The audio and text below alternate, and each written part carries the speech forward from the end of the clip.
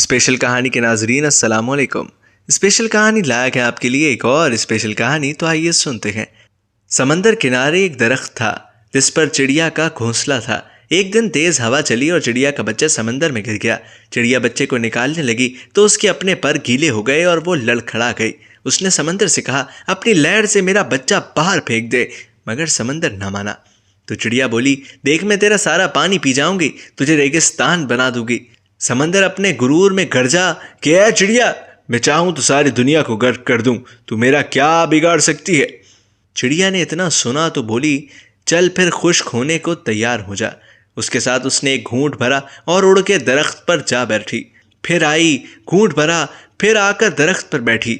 یہی عمل اس نے 7-8 بار دہرایا تو سمندر گھبرا کے بولا، پاگل ہو گئی ہے کیا؟ کیوں مجھے ختم کرنے لگی ہے؟ مگر چڑیا اپنی دھن میں یہ عمل دہراتی رہی۔ ابھی صرف 20-22 بار ہی ہوا تھا کہ سمندر نے ایک زور کی لہر ماری اور چڑیا کے بچے کو باہر پھینک دیا۔ درخت جو کافی دیر سے یہ سب دیکھ رہا تھا سمندر سے بولا، اے طاقت کے بادشاہ، تو جو ساری دنیا کو پل بھر میں غرق کر سکتا ہے، اس کمزور سی چڑیا سے ڈر گیا؟ یہ سمجھ نہیں آئی؟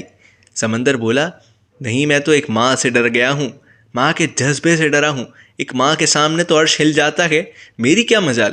جس طرح وہ مجھے پی رہی تھی، مجھے لگا کہ وہ مجھے ریگستان بنا ہی دے گی۔ ماں اللہ پاک کی سب سے عظیم نعمت ہے، اس کی قدر کریں۔